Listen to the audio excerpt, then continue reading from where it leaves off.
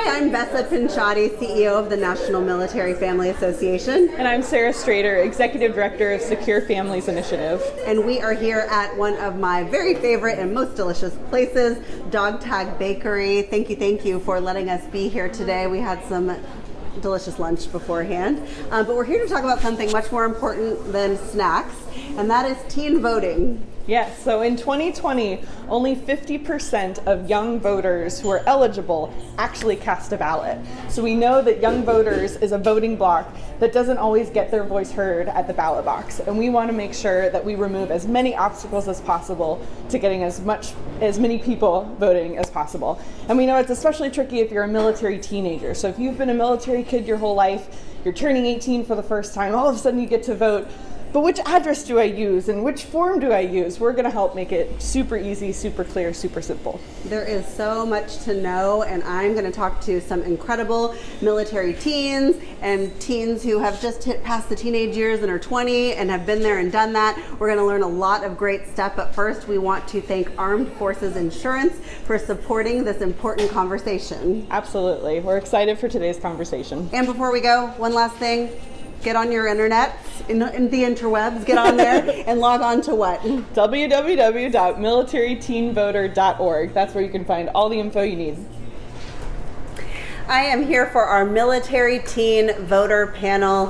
One of us is not a military teen. I'm going to let you at home decide which one.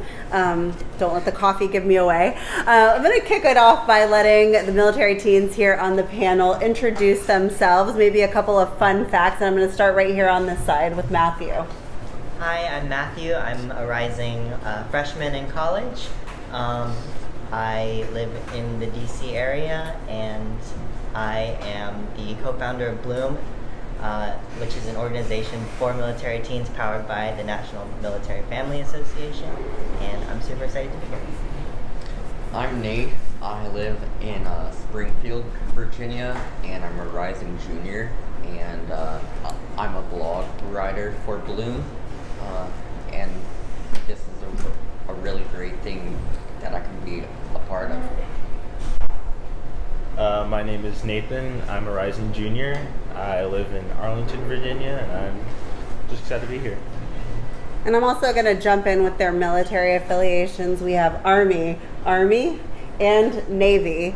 And I'm a Marine Corps spouse, so I want to make sure that we are all represented here. I'm going to kick it off on this side now with Mia. Hi, I'm Mia. I am currently at Virginia Tech studying architecture. And fun fact, I'm an ordained minister. That is a fun fact, an ordained minister. And my branch is the Army. I'm Marina. I am not currently in college at the moment. I wanted to save up a bit until I went into my degree. I'm potentially a future radiologic technologist. I work at a restaurant at the meantime, and my branch is Army. My name is Ricky Castro. I'm a rising junior at St. Mary's University, studying computer science, math, and philosophy. So I currently transplant between here, DC area, and Texas, which is where my university's at. So I spend a lot of time on the highways. I bet. Did we talk about which branch of the military your families are all in? Marine Corps. Marine Corps? Army. Army and Army. All right, I know that's important, and we like to hear our branch when we're talking military stuff. But I have the table divided. This is a very important division here. We have those who have voted, and those who are excited to vote. And I'm going to ask a couple different questions for each side, and I'm going to start with those with the experience. Going down the line, why did you decide that it was important for you to vote? I don't think I ever decided. I think it was just something my entire life I just knew was important. And my entire life I've just known that as soon as possible to vote, to just go vote. That means you were raised with that spirit in mind. Yes. How about you? Well, personally, I decided it was important to vote because I realized that voting, it sets up a potential future, and really it's about what do you want to happen in the world and for the people around you, not just for yourself. What do you want to happen in the future? That's basically what people in power are able to do. They're able to make, they're in that position to improve or make the world more horrible. It just depends. Now, I love that you bring in the real world big perspective in, because sometimes voting becomes just like a thing that you have to fit into your day to do, but it's actually extremely important for all the reasons that you mentioned. How about you? Both my parents and my government teacher in high school both pressed onto me the importance and the fact that we as citizens of this nation have an obligation to vote. It's not a privilege, it's a duty. We have a responsibility to voice our opinions and our political views with the ballot, and we're responsible for doing that. I've missed lectures. I've turned in essays late at college in order to make the drive from San Antonio to the Houston area where I'm registered to vote in person, because I was not confident that my absentee ballot would be counted. Mm-hmm. I love that you really prioritize that it's hugely important for you, especially as military families. I grew up the daughter of an immigrant who was not able to vote in his country, and so when he immigrated here, I went to the polls since I was an infant. He just took me with him. It was so important. It was definitely part of what we do. So I also share that that feeling of how critical it is. And I want to turn it now over to our teens who have not yet voted. Is there anything about the process that intimidates you? Have you thought about it? Are you excited about it? Start with you, Matthew. Well, as military kids, there is that identity problem, right? So you have your different addresses where you may or may not be registered to vote. You have your home of record versus the place you're currently living. And then along with those regional issues, you also have the issues of, what am I voting for? If I currently live in South Korea, but the place where I would vote is in Pennsylvania, and you're voting for local elections, you feel a sense of disconnect, right? Mm-hmm. You don't necessarily see the direct impact of your vote because you're not living in that location. Mm-hmm. So I think just navigating those local issues, but also having that separation from the place you're voting is something that definitely impacts your choices and your perspective. Yeah, I would agree with that. There's work that has to be done. You have to do research. There's a lot of places that you can go to find that information, but it's work, right? And I also think, though, that the important part is that you exercise that right, which is almost even exercising that muscle, because it becomes a habit and something that you just always do and you know that you'll do moving forward. How about you? Talk to me about your thoughts or what you've thought of when it comes to voting. I kind of building off of Matthew's response, really something I fear is going somewhere new and for a local election being ill-informed, not fully knowing what you're voting for and making a bad choice and the repercussions of that choice. Mm-hmm. How about you? I would say just the logistics of voting, like what's my address, like what if I'm not going to live there in the future? I think that was a big one that I thought of. Mm-hmm. Was what if I vote here and then I move? Do I really deserve to be able to vote if I'm not gonna have to face the long-term consequences of that vote, and just logistics like that? Yes, you deserve to vote, so I'll start with that right there. But all of the logistical issues, we are lucky to have a bunch of teens who've dealt with a lot of that, and we heard that Ricky dealt with it by physically driving himself across the state of Texas to make sure he could vote. But I'd love for you all to answer some of their concerns. Like, where did you go to get the information so that you could feel confident when you walked into the polling booth? Well, so in Texas, when you get your driver's license, you can automatically register to vote, and then they'll mail you your voter registration card to the residency or the address that you use to get your the driver's license. So when we finally moved back to the States after 4 years in Japan, where I did high school, I got my driver's license in Texas, in Galveston County, and I got my voter registration there done as well.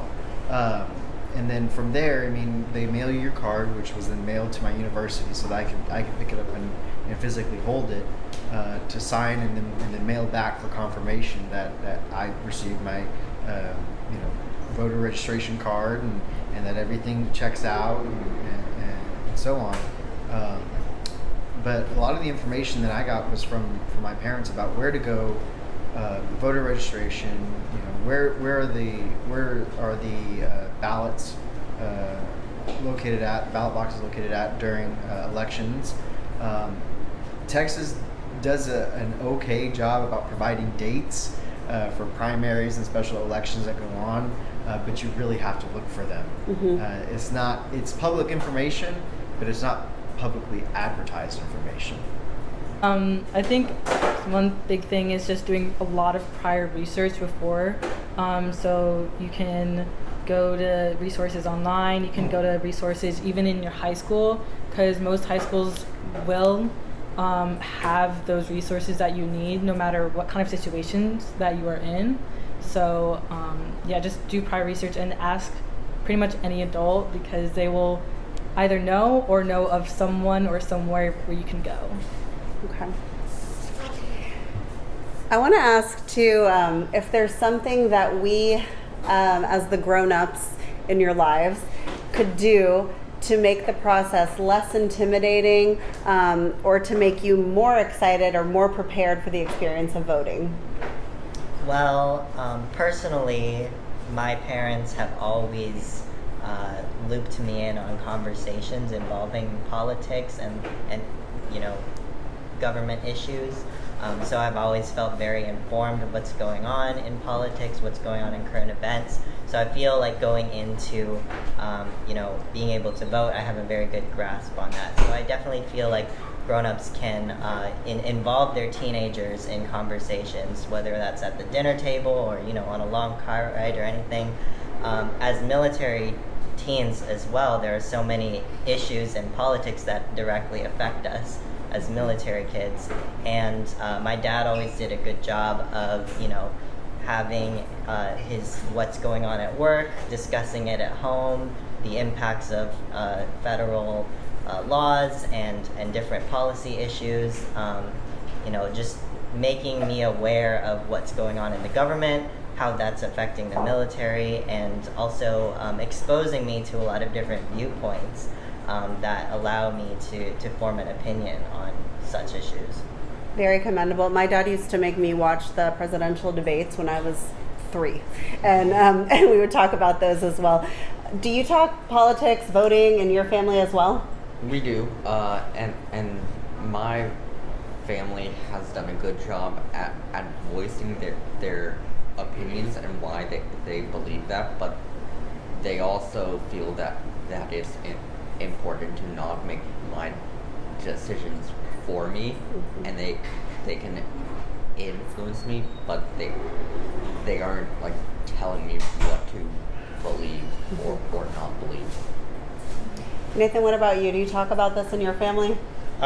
We definitely do, and I think it's definitely their parents' job to kind of get their kids in a conversation about voting and thinking about what they want in the future, what they want for their country, what they want to see and change around them even. But I feel like it's mainly a parent's job. You can also have like teachers and other like authority figures like that should also take a part in like telling kids, hey, you can vote, this is what you can vote for, this is your right to vote, this is how you do it. I feel like there should be some involvement from everyone in a kid's, like in school or even in like, I want to say daycare. Daycare's a little too young, but like just teachers and principals and counselors and people like that should always have like promoting voting because it's how you change where you live, it's how you change your community. Yeah, daycare is young, but it's not too young for patriotism and kind of the sense of duty that I know that your mom instilled in you and your dad as well. I would like to ask you all, how did it feel when you cast your first ballot? I'm going to start with you, Marina. for me, I didn't feel like a sense of pride or anything like that. I just, I felt a big, just bundle of fear. Because you can go back to the other way that I responded to the question. I do think about future impacts. I guess I've always thought about every single little thing impacts the future. I try not to let that dissuade me, just keep on living. But it I was afraid that it was going to be better or worse. What's worse, what's better for people, it's different for everybody. So I was actually pretty scared. Yeah, I appreciate you bringing that perspective, because we spend a lot of time like, go vote. It's like almost like a cheering thing, like rock the vote, do the thing. But it is a huge responsibility. It's really true. And the things that are happening in the world are very real, and especially when you're in a military family. I hope that you left with pride in your I voted sticker, though. Mia, what about you? I felt just really adult once I had done it, because the first time that I voted, I was 17 still, and I hadn't, graduated from high school yet or anything, but as soon as I did it, I just felt this sense of adulthood coming into my life, and that it was just like something that you kind of just look forward to your entire life. And it was like I finally just got to that moment, so it felt very interesting, kind of adulthood way. I love that. Did you feel that way as well? I felt caught off guard by the number of elections that were occurring all at the same time in 2020. From sheriffs to judges to county legal officials, state representatives, federal representatives, the Senate, all of that was on the same ballot on the same day. And that's a lot of information to process. So I was caught off guard initially by the sheer number of choices that I had to make. And I was also kind of disappointed that there was no, in certain elections, there was no competition. There was only one person's name on that ballot. And it was a bit frustrating to see a kind of unitary party system dominating municipal government. Wow. Yeah, that's really true. In a lot of cases, there are no competitors, and that's an interesting observation. I will say that if you go to the polls and you don't know who to vote for or what to do, you don't have to pick something on everyone. So if that's intimidating to you and you just want to vote for this thing, you can just vote for that one thing. Of course, it's great if you can do all the research and know all the things, but definitely don't let that stop you from going to the polls. It's a wonderful experience. I want to now open it up to you all. If there's something that I didn't ask this group of experienced voters that you would like to ask them. So I guess, Marina, you mentioned you were scared of coming out of the polls. I'm just, was there ever a time where you regretted your vote, and what did you do about that?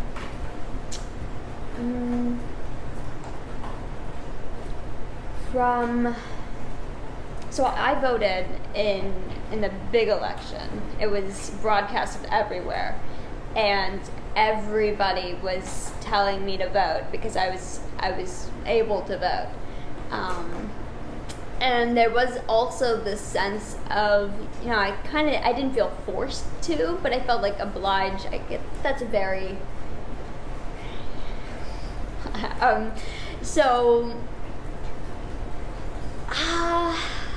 no, I regrets, no, but there is potential for regrets if something down the line came about as a result. But as no. Were there any online resources that you found really, really helpful to voting? So local newspapers typically do a good job of covering political events leading up to elections. But Wikipedia is a good source of identifying if the congressman or state representative, federal representative, senator who's on your ballot is an incumbent, which means they've already held that office or they're running again for that office. Their information, who they voted, what they voted on, when they were elected, all of that is public information, and there should be a Wikipedia page on them. If there isn't, Ballotpedia typically does a good job of providing that information. Democratic and Republican like election or voter drives will also provide information about who's on the ballot. It's good to look at both. The state government and federal government should also provide that information as well, so that you have to assess media outlets, political party outlets, and then government outlets for that information. Sometimes you'll miss something, or there's special deadlines or requirements that you've got to meet to vote. Mm-hmm. And I'm going to throw it the other way too. Do you all have any questions or comments for these younger teens who have not yet voted? If you want prior experience to just the whole scene, I recommend volunteering as an election page, because I was an election page in high school because I needed political hours. But it honestly helped me so much just being in. I was even put like in my district. I was put in the building where I was going to go vote for, go vote in, and like I got to see what the ballots looked like, because I had never even known what a ballot I couldn't even fathom what it looked like. I didn't know that there was questions about your local community, about your state, just about bills and laws. I didn't know that those were also like on the ballot. So just, if you can, it's also just a good experience just to have, just to do an election page, because you get to meet a lot of great people, because some of the people I worked with had been doing it for years, and they just had so much wisdom about just government in total. And you get to see what those ballots actually look like, how to turn in a ballot, because there's like a machine that kind of just eats it, and it's scary. And that really Where did freaked it me go? out. Yeah. So I would say do that, because you really do get to see every single process of voting, and you will most likely be put in the building that you will vote in. So I would say do that. That's great advice. Anything from either of you? Would you like to go first, or? You guys are doing great. Well, so for the past 2 years, I had an internship with XCore Solutions. It's a veteran-owned cybersecurity company based out of Quantico. And for a while, there were some cybersecurity specialists and mechanical engineers who were looking at like both the mechanical election machines, the ones that eat your ballots and scan it over and read them, and the electrical voting machines that we get in Texas, where it's a touch screen. In both of those, you just got to be aware that if you don't, completely fill in the circle, right, or if you don't press the correct side completely and firmly, your vote could be miscounted, or your ballot could be invalidated, because it would appear, the machine would read as if you tried to vote twice for the same election, right, which would null and void your casted ballot. So you got to be aware that the paper, the ink, the dust in your machine, it all could affect how the ballot's being read. And so it's very important that when you go in there, like what you turn in, it's clean, and you're sure of what you had pressed or written down on the ballot. I want to thank everyone for being here with us today. There's lots of information. I know we threw a lot at you today. These young people make me feel really good about our country and the future.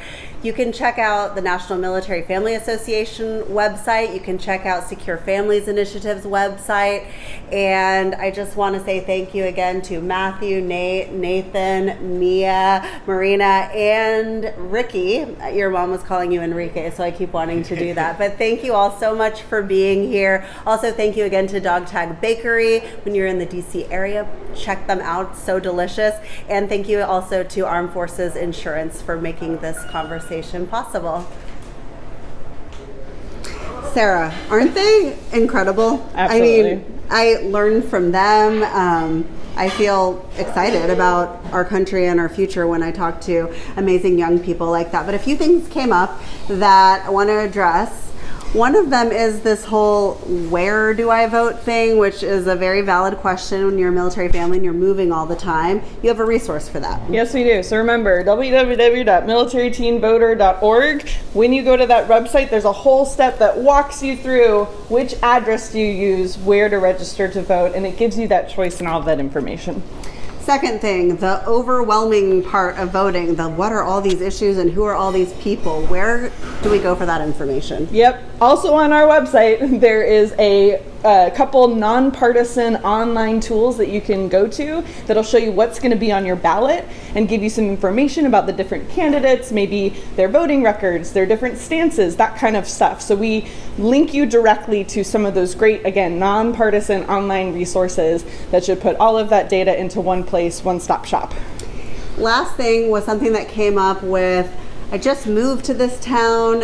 Am I even qualified to vote here? Do I deserve to vote here? And I said, absolutely, yes, you do. But we wanted to expand on that a little bit because as a military teen or someone who grew up as part of a military family, you bring something special to the table. Absolutely. Chances are, especially if you're an active duty family, you've probably moved around a lot in your life, which means you've gotten to see lots of different forms of government, lots of different ways that neighborhoods and schools get structured. You bring unique, world-expanding insights every time that you cast your ballot. And that is an awesome, I would say, secret weapon that I would really encourage you to feel empowered by when you're considering whether or not to vote, because that's something that you uniquely bring. And I like to think of it that way rather than what you may think you lack or that you don't have. There's like two sides to that same coin there.